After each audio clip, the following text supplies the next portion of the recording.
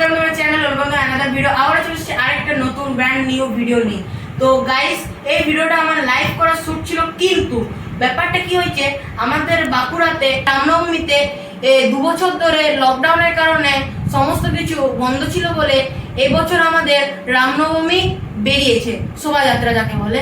তো এই রামনবমীতে একটা খুবই বিস্ফোরণ, একটা ঝামেলা হয়ে গেছে। সেই ঝামেলাতে সব পুলিশরা এসছে এবং প্রচুর মারপিট হয়েছে। সেই ক্লিপও আমার কাছে আছে, কিন্তু আমি লাইভ ব্লগ করতে পারিনি, ঠিক আছে? তো তোমাদের ক্লিপগুলো আমি সব দেখাবো।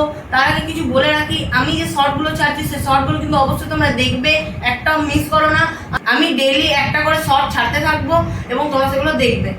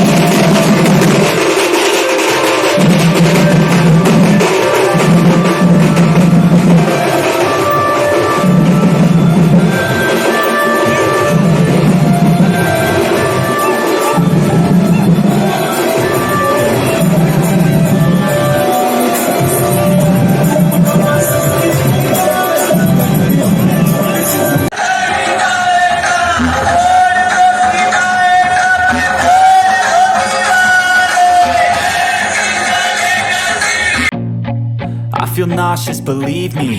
Never had a lot of shit come easy. Had to work hard, struggle just to be me. Had to rise up just so they could see me. Did what I had to do just to feed me, and what was left over I put towards my dreaming.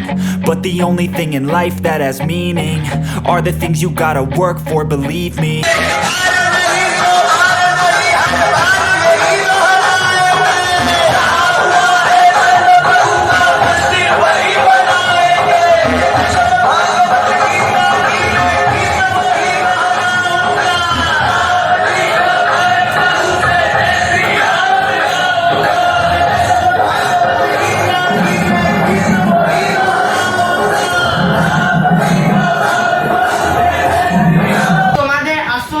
যেখানে ঝামেলাটা হয়েছে সেই জায়গাটা বলে রাখি, মাচানতলা একটা মসজিদ আছে, সেখানে ঝামেলাটা হয়েছে। যখন রামনবমী শোভাযাত্রা ওই রাস্তা দিয়ে ঠিক পেরিয়ে যাচ্ছিল, তখনই একটি ঝামেলা ঘটে এবং প্রচুর পুলিশরা এসে র্যাট নামায় এবং প্রচুর মারপিট হয় এবং প্রচুর ঢিল ছোড়াছুড়ি হয়। সেই ক্লিপও তোমাদের সামনে আমি তুলে ধরেছি, তোমরা সেটা দেখো।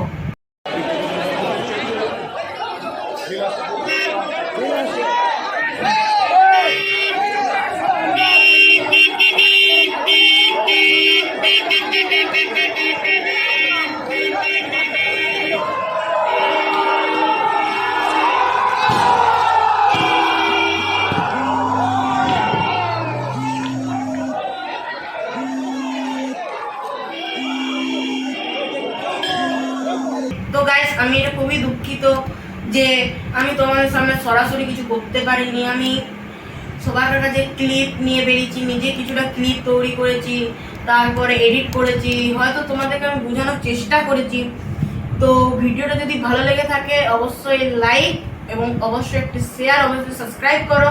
তো আমি যেটা দেখছি আমার ইউটিউবে, যে তোমরা অনেকে আমার ভিডিও দেখো কিন্তু সাবস্ক্রাইব করো না, অবশ্যই সাবস্ক্রাইবটা করো, ঠিক আছে? তো আমার যে ভিডিওগুলো তোমরা তাহলে দেখতে হবে, যদি আমার ভিডিওগুলো তোমাদের ভালো লেগে থাকে। তো আজকের ভিডিও এখানে শেষ করছি, আর আমি কন্টিনিউ একটা শর্ট ছাড়ার আমি চেষ্টা করছি। তো শর্টগুলো দেখবে। তো আজকের ভিডিও এখানে শেষ করছি। তো টাটা, বাই বাই।